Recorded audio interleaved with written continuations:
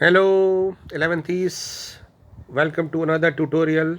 Very important topic है ये आपका मिसलिनियस एक्सरसाइज कॉनिक सेक्शन। ज़्यादातर बच्चों को बहुत डिफ़िकल्टी होती है इसमें, जबकि वैसे ये बहुत बेसिक है। एप्लीकेशन है कि भी पैराबोला हम जनरल लाइफ में कैसे लगाते हैं, कैसे अप्लाई करते हैं, उसकी नॉलेज को उसी के ऊपर बेस्ड क्वेश्चन है। टोटल मिसलिनियस के अंदर अगर आप नोट करेंगे टोटल 8 क्वेश्चंस हैं, और 8 में से 5 क्वेश्चंस पैराबोला पे कंसेप्ट पे बेस्ड है और 3 क्वेश्चन एलिप्स पे। तो क्योंकि हमने पैराबोला रिवाइज कर लिया है पिछले ट्यूटोरियल में, तो हम उसके रिलेटेड क्वेश्चन भी करते हैं। तो एलिप्स के क्वेश्चन जो बचे हुए 3 क्वेश्चन है वो एलिप्स के टॉपिक के बाद एक्सप्लेन कर देंगे, तो मिसलिनियस ओवर हो जाएगी साथ साथ ही, क्योंकि मिसलिनियस में ना तो सर्कल का कोई क्वेश्चन है ना हाइपरबोला का। ठीक है, तो स्टार्ट करते हैं पहले क्वेश्चन से। बहुत ही ईजी क्वेश्चन है, कंसेप्ट बेस है।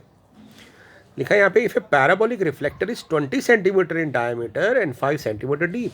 अब यहाँ पे क्लियरली नहीं बोला गया है कि पैराबोला कैसा है, मतलब पैराबोला कैसा है, मतलब इधर की तरफ है रिफ्लेक्टर, ऐसा भी हो सकता है, रिफ्लेक्टर ऐसे ओपन भी खड़ा हो सकता है और इससे भी हो सकता है। तो यहाँ क्लियरली मेंशन नहीं है कौन सा पैराबोला है, तो हम अब इट्स अप टू अस, हम कोई भी इसमें से एक्सेप्ट कर सकते हैं। तो मान लेते हैं मैंने ये पैराबोला ले लिया, भी मान लेते हैं कि ये मेरा पैराबोलिक रिफ्लेक्टर है, और इसको मैं प्लॉट कर देता हूँ ज़रा कि इन्फॉर्मेशन क्या है। देखिए ये हमारा पैराबोलिक रिफ्लेक्टर है, ठीक है। और यहाँ से रिफ्लेक्टर मतलब यहाँ से लाइट रिफ्लेक्ट होगी, जैसे आपकी गाड़ी की हेडलाइट्स होती हैं, तो ये उसी तरह से पैराबोलिक रिफ्लेक्टर है। 5 metre in diameter and 20 metre in diameter, मतलब ये मान लेते हैं ये इसका 20 मीटर दे रखा है। सिमेट्रिकल फिगर है, तो 10 यहाँ पे और 10 यहाँ पे, और 5 मीटर डीप है, तो ये 5 मीटर हो गया। तो इसका मतलब हो गया मेरे पास, अगर मैंने ये ओरिजिन माना है 0 0, तो ये मेरे पास हो जाएगा 5 0 ये पॉइंट, और ये पॉइंट हो जाएगा P 5,10, क्योंकि X 5 है और Y 10 है। ठीक है बच्चे, अब आपको पता होगा ये कैसा पैराबोला है। मैंने इसको माना है कि ये X एक्सिस पर ओपन हो रहा है, तो हम लेट कर लेते हैं, let the equation of parabolic reflector be y square equal to 4x, इस फॉर्म में। तो हम कहेंगे अब जब भी ऐसे क्वेश्चन डील करते हैं तो हम क्या करते हैं, पैराबोला पे कोई भी एक पॉइंट अज्यूम कर लेते हैं, मतलब फाइंड आउट कर लेते हैं। जैसे पिछले एक्सरसाइज में भी क्वेश्चन था कि पैराबोला 5,10 से पास कर रहा है, तो 5,10 इस पैराबोला की इक्वेशन को सेटिस्फाई करेगा, तो 5,10 इसकी इक्वेशन में पुट कर देते हैं।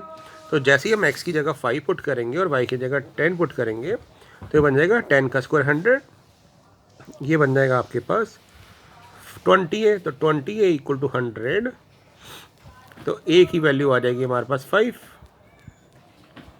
अब जैसे ही हमारे पास a की वैल्यू आ गई, अब a की वैल्यू आ गई, तो इसका फोकस कैसा होता है इस पैराबोला का। वैसे आप इक्वेशन भी बता सकते हैं, पर उसने हमें इक्वेशन ही पूछा, उसने पूछा इसका फोकस क्या होगा। तो इस केस में जो फोकस होता है आपको याद होगा, वो होता है a,0। तो हमारा आंसर आ गया 5,0। अब कुछ बच्चे ये भी कह सकते थे कि ये तो हमने पहले ही निकाल लिया था, तो हमने डायरेक्ट क्यों नहीं लिखा। इसलिए नहीं लिखा क्योंकि ये हमें श्योरिटी नहीं है ना कि ये लेटेस्ट रेक्टम है, हमें ये थोड़ी बोला हुआ है, हमें सिर्फ बोला हुआ है कि ये डायमीटर 5 है और हाइट 20 है, तो हम ये श्योर नहीं हो सकते कि ये क्या होगा। ठीक है बेटा, तो यहाँ पे फोकस 5,0 हो गया। ये आर्ग्यूमेंट आप कर सकते थे कि लेंथ ऑफ लेटेस्ट रेक्टम जो होती है 4a होती है, और क्योंकि ये लेटेस्ट ये 20 दिया और ये 5 है, तो ये फोकस होगा। बट वही बात है कि हाँ यहाँ पे कहीं पे गिवन नहीं है कि लेटेस्ट रेक्टम है, इसलिए मान नहीं सकते। ठीक है, तो अप्रोच आपको ऐसे ही करनी पड़ेगी, तो फोकस आ जाएगा 5,0। ठीक है, हम डायरेक्टली कैसे नहीं कर सकते। दूसरी बात, अगर आपकी इक्वेशन निकालनी होती तो हम क्या करते, एक वैल्यू यहाँ पुट कर देते। तो हम ये कह सकते थे इस पैराबोलिक रिफ्लेक्टर की जो इक्वेशन होगी तो हो जाएगी y square equal to 20x, अगर पूछते तो। Otherwise we leave the answer in this form के भी हमारा फोकस 5,0 है। एक और क्वेश्चन करते हैं, अगला second. N arc is in the form of parabola with axis vertical. अब एक्सिस वर्टिकल का मतलब है कि पैराबोला जो है ये एक्सिस वर्टिकल, तो ये वाला हो सकता है या डाउनवर्ड हो सकता है, ये अब हमारे ऊपर है, हम कोई भी ले। ठीक है, an arc is 10 metre high and 5 metre wide at the base. अब कोई वाइड एट द बेस है, तो बेस के लिए मैं ये ले लेता हूँ, अदरवाइज ये भी ले सकते हैं, ये हमारे ऊपर हम कोई भी ले सकते हैं बेटा। ठीक है, तो मैंने क्या किया, इसकी इक्वेशन मान ली, मतलब मैंने मान लिया कि भी पैराबोला ऐसा है, यानी इसकी इक्वेशन कैसी हो जाएगी, क्योंकि ये negative side of y axis खुल रहा है, तो हमने मान लिया कि let the equation of parabola be x square equal to -4a/। अब x square equal to 4a भी ले सकते थे कि पैराबोला उल्टा पड़ा हुआ है, बेस ये है ना, कोई प्रॉब्लम नहीं है उसमें। अब लिखा है कि 10 मीटर हाई है और 5 मीटर बेस वाइड है, यानी ये जो बेस है ये 5 मीटर है, तो इसका मतलब सिमेट्रिकल फिगर है। 5/2 इधर हो जाएगा, 5/2 इधर हो जाएगा। 10 मीटर का हाई है, तो इसका मतलब ये 10 मीटर हो गया। तो इसका मतलब मैं क्या पॉइंट ढूंढ सकता हूँ, तो हम कहेंगे यस, हम ढूंढ सकते हैं ये पॉइंट हो जाएगा हमारे पास 0, -10।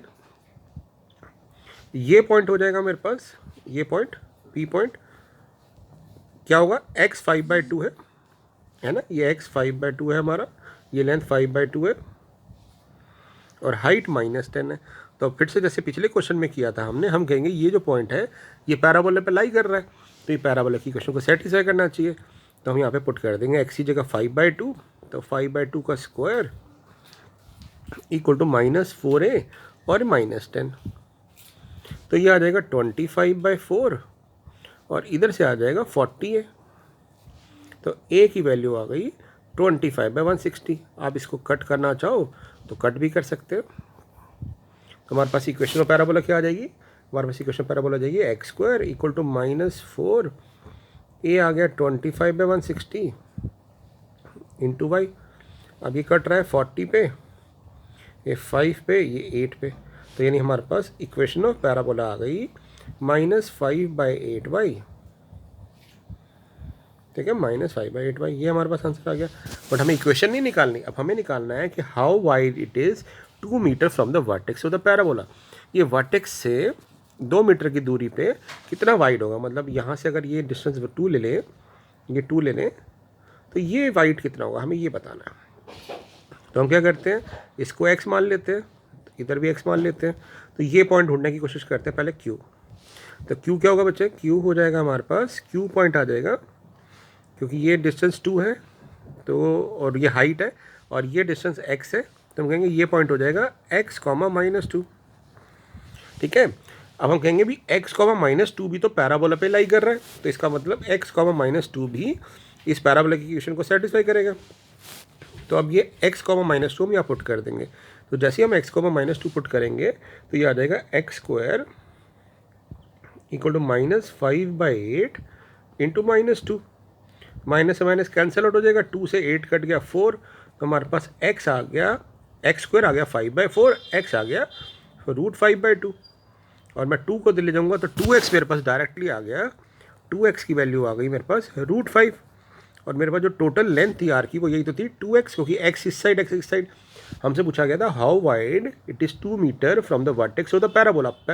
वर्टेक्स से ऊपर से नीचे की तरफ अगर मैं 2 मीटर जाऊँ तो कितना वाइड होगा, तो हम कहेंगे ये कितना वाइड होगा, √5 यूनिट्स, क्योंकि लेंथ की यूनिट तो दे नहीं लिखी, सेंटीमीटर मीटर, तो कह देंगे ये √5 यूनिट्स जो होगा ब्रॉडर होगा, वाइड होगा। बस ये बहुत ईजी है। यानी हमारी अप्रोच क्या होती है, हम फिगर बनाते हैं, फिगर पे कोई भी एक पॉइंट ढूंढते हैं, उस पॉइंट को पैराबोला की इक्वेशन में रख के पहले ए निकाल लेते हैं और फिर जो दूसरा पैरामीटर होता है उसको ढूंढते हैं। ठीक है, चलते हैं अगले क्वेश्चन की तरफ।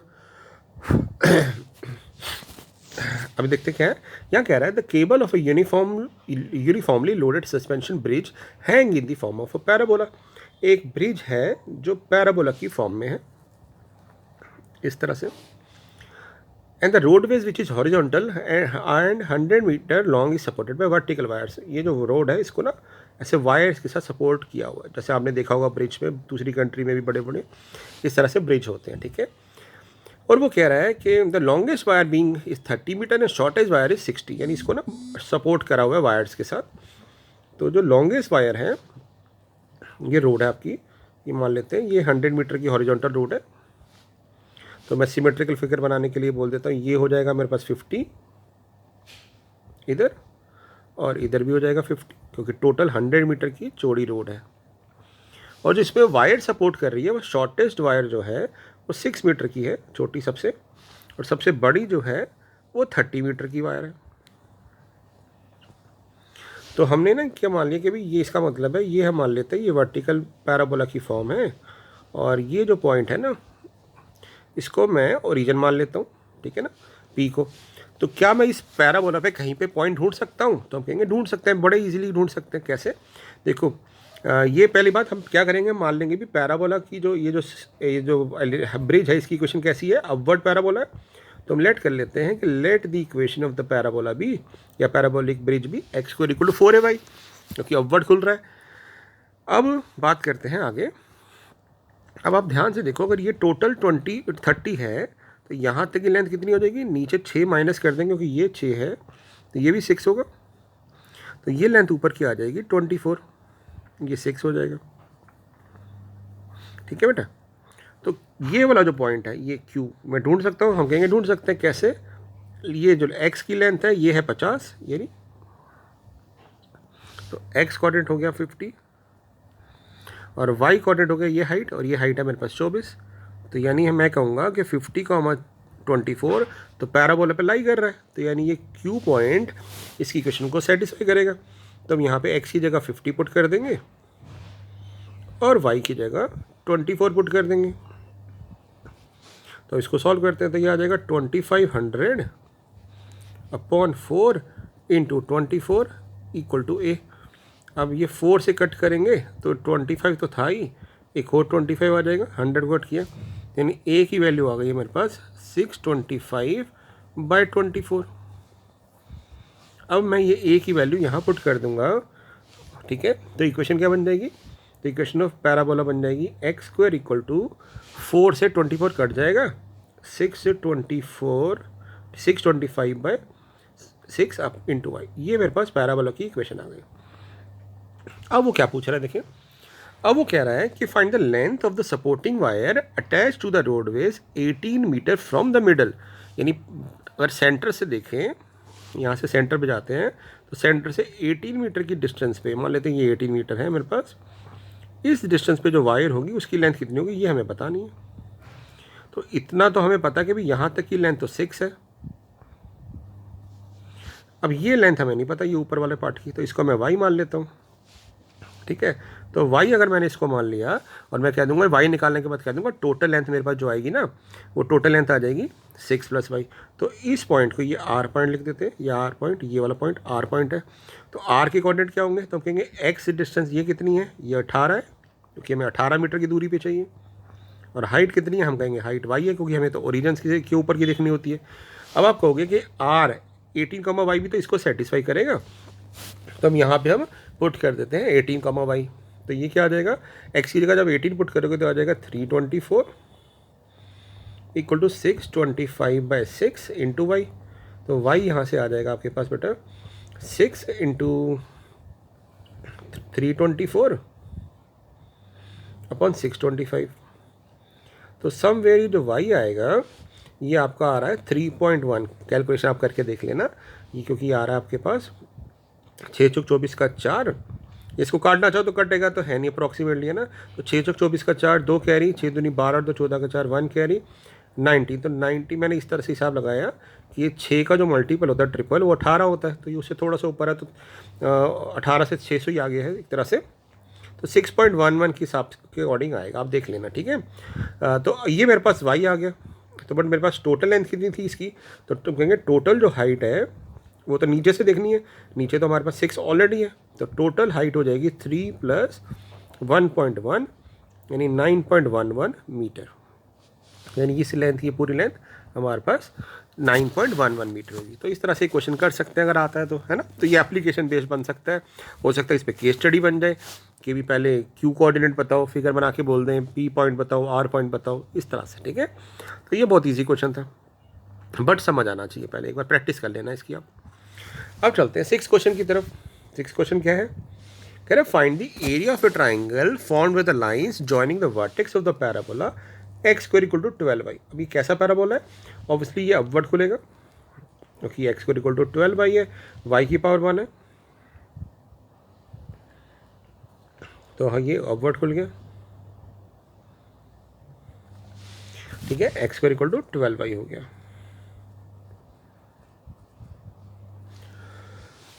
अब करते हैं बात, अब क्वेश्चन पढ़ते हैं, कह रहा है find the area of the triangle, triangle का एरिया बताओ जो लेटेस्ट रेक्टम के एंड्स को वर्टेक्स से जोड़ रहा है। इसका मतलब क्या है कि इसको अगर मैं नाम दे दूँ ना ABC, तो एरिया ऑफ ट्राइंगल हमें बताना है, ये ट्राइंगल का ABC का एरिया बताना है, क्या होगा ये हमें बताना है, बट साथ साथ ये दे दिया है हमें कि ना ये जो AB है वो लेटेस्ट रेक्टम है, AB हमारे पास लेटेस्ट रेक्टम है, तो लेटेस्ट रेक्टम मैंने बताई थी आपको क्या होती है, ऐसी लेंथ होती है जो फोकस से पास करती है और परपेंडिकुलर एक्सिस होती है। तो इसका मतलब अगर x square equal to 12y को अगर मैं स्टैंडर्ड पैराबोला से कंपेयर करूँगा कि ये भी कैसा बन रहा है, ये बन रहा है x square equal to 4ay का, तो मैं कंपेयर करूँगा तो मेरे पास क्या आ जाएगा, मेरे पास आ जाएगा 4a इक्वल टू 12, a आ जाएगा 3। इसका मतलब ये जो पॉइंट, ये D पॉइंट है, ये फोकस होना चाहिए। तो ये कितना होना चाहिए, D पॉइंट, ये होना चाहिए 0,3, क्योंकि इस केस में फोकस 0,a होता है। इस 0,3 से मुझे क्या मिल गया, 0,3 से मुझे मिल गया इस ट्राइंगल की जो हाइट है ये 3 मिल गई, क्योंकि ये 3 डिस्टेंस पे। अब एरिया ऑफ ट्राइंगल वैसे क्या होता है, एरिया ऑफ ट्राइंगल होता है हमारे पास 1/2 बेस यानी ए बी की लेंथ इंटू परपेंडिकुलर हाइट यानी सी डी। अब आप ध्यान से देखो तो ए बी तो हमारे पास है, ए बी क्या है, ए बी है लेटेस्ट रेक्टम, और लेटेस्ट रेक्टम की लेंथ जो होती है वो क्या होती है 4a। तो यानी हमारे पास ए बी की लेंथ मिल गई 4a यानी 12। सी डी की लेंथ हमने फोकस से निकाल ली थी 3, इसको कट कर दिया तो ये मिल गया 18 स्क्वायर यूनिट्स। तो हमारे पास एरिया आ गया 18 स्क्वायर यूनिट्स। तो क्वेश्चन ईजी था ना। अब चलते हैं लास्ट क्वेश्चन की तरफ, क्योंकि मैंने बोला था 5 क्वेश्चन ही है पैराबोला के, 3 क्वेश्चन तो एलिप्स पे बेस्ड है। अब ये क्वेश्चन बहुत इंटरेस्टिंग है, कह रहा है इक्विलेटरल ट्राइंगल बताओ पैराबोला का जो y square equal to 4ax पे बन रहा है और इसका एक वर्टेक्स पैराबोला का वर्टेक्स है, यानी एक तरह से ये पैराबोला है इस तरह से, और इस पे जो पैराबोला का जो वर्टेक्स होता है ये वाला, ये वर्टेक्स एक है और ये एक वर्टेक्स है।